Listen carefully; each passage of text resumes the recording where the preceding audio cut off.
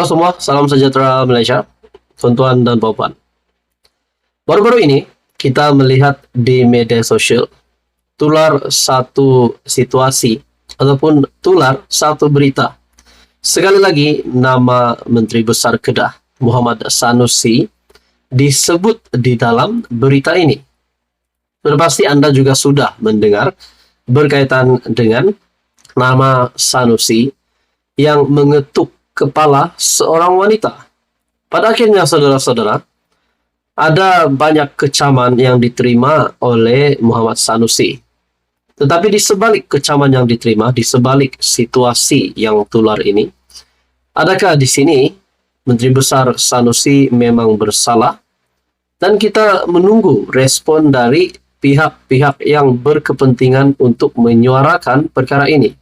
Dan tidak lain dan tidak bukan daripada keluarga wanita yang diketuk kepalanya itu menggunakan kertas. Apa yang terjadi sebenarnya? Dalam satu artikel dari Cosmo, ini yang dinantikan ramai. Ada yang kata sebelum ini, setelah Sanusi melakukan ini, adakah itu boleh dikatakan sebagai satu lagi salah laku, ataupun satu lagi perbuatan yang tidak sepatutnya dibuat oleh MB Kedah. Pada akhirnya saudara-saudara, itu pun nak jadi isu dalam artikel ini dari Cosmo.com. Itu pun nak jadi isu. Ibu pelajar diketuk Sanusi. Wah, kali ini ibu kepada pelajar perempuan yang diketuk Sanusi itu telah bersuara. Seorang wanita dipercayai ibu kepada pelajar yang tular apabila Menteri Besar Kedah, Datuk Seri Muhammad Sanusi, mengetuk kepalanya dengan kertas, meminta agar ia tidak dijadikan isu. Menerusi komen yang ditinggalkan di TikTok milik sebuah syarikat media tempatan, pengguna alias MC Shalwa malah mengatakan bahwa Muhammad Sanusi juga tidak perlu meminta maaf. Tak perlu minta maaf, Menteri Besar. Kami sekeluarga oke je. Anak kami oke, tak sakit patah pun. Kami melawak sesama kami. Itu pun nak jadi isu, katanya. Sebelumnya, Timbalan Presiden Parti Ikatan Demokratik Malaysia ataupun MUDA, Amira Aisyah, dalam satu ucapan di Twitter berkata, tindakan Muhammad Sanusi itu sangat tidak beradab. Dan kita juga dapat melihat maklumat ini melalui entry Instagram Malaysia kini. Kemudiannya, menerusi perkongsian di laman Facebook PAS Kawasan SIK, Muhammad Sanusi berkata, wanita berkenaan adalah seorang pelajar dan dia memohon sumbangan untuk melanjutkan pengajian ke institusi pengajian tinggi IPT pada saat akhir. Jelasnya, walaupun dilihat memukul kepala pelajar terbabit, tetapi sumbangan tetap diberikan dan beliau menganggap itu sebagai melawak cara orang kampung. Nah, saudara-saudara, setelah perkara ini tular,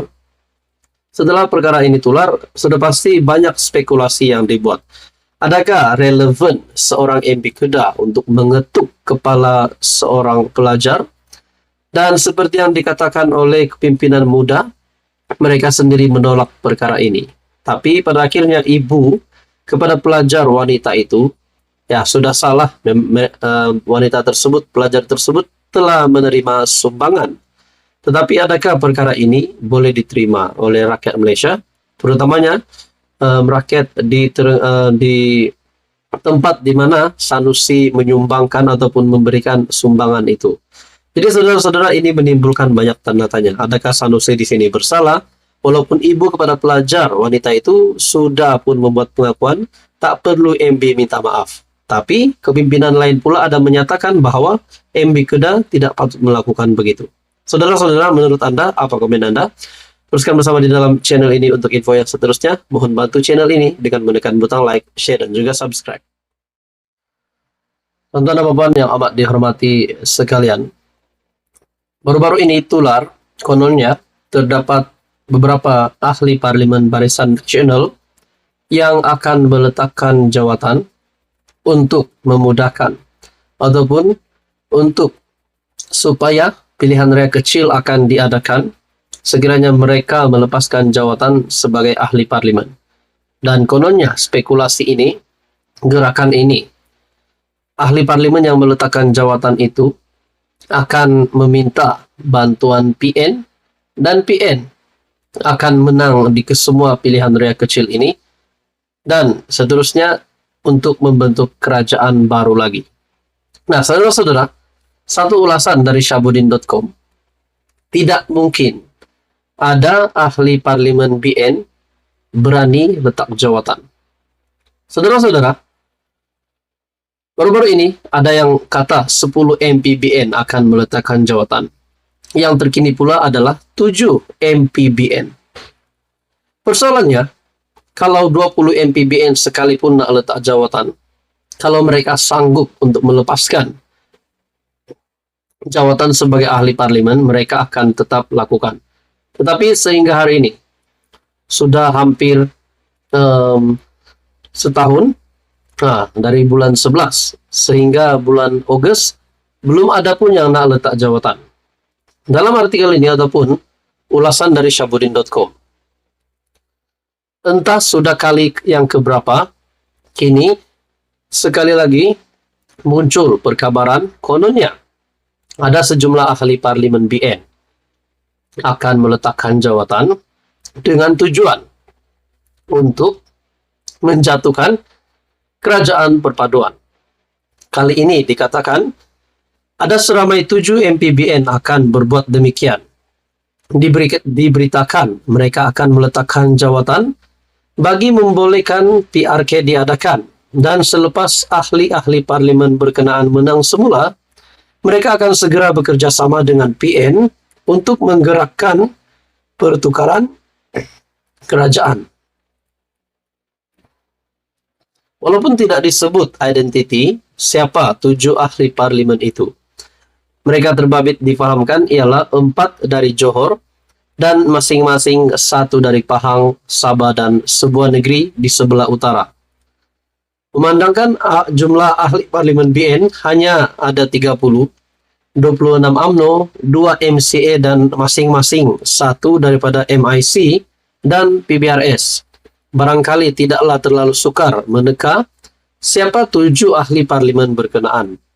Nah, saudara-saudara, tuan-tuan dan puan, kabar angin ini tidak tahu dari mana maklumat ini didapat. Tetapi, adakah tidak kisahlah 10 ataupun 7 MPBN ini sanggupkah mereka untuk melepaskan jawatan mereka sebagai MP? Dan adakah sekiranya PRK diadakan semula? PRK diadakan, adakah mereka boleh menang semula? Dan kononnya di dalam ulasan ini, adakah mereka akan betul-betul bersama dengan PN? Nah, semua ini benar-benar gantung.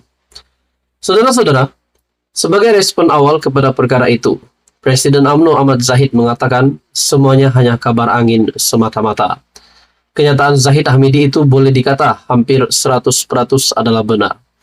Kalau kabar angin ini hanyalah, kalau perkara ini tular, 7 MPBN ataupun 10 MPBN akan meletakkan jawatan dan sokong PN.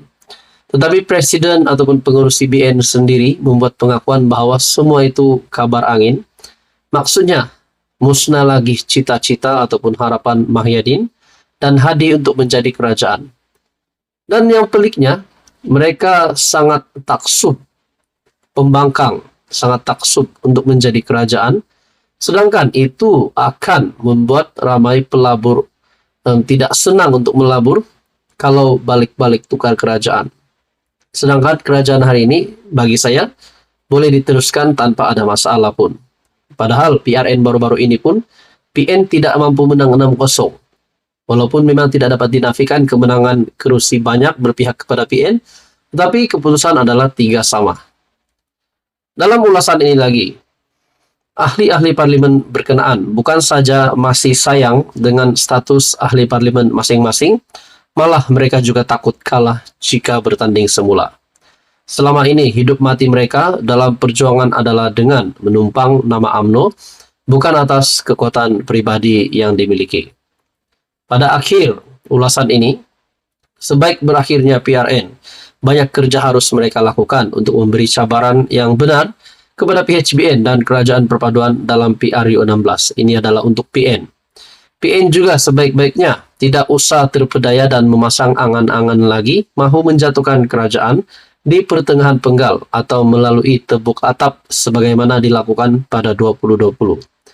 Lupakan sajalah cerita-cerita mahu menjadi kerajaan dengan cara bukan melalui pilihan raya. Dalam apa juga perkara yang diimpikan, ia terlalu sukar menjadi kenyataan kalau tanpa disertai dengan keberanian menurut Syabuddin Husin. Saudara-saudara, apa komen Anda berkaitan dengan ulasan ini? Teruskan bersama di dalam channel ini untuk info yang seterusnya.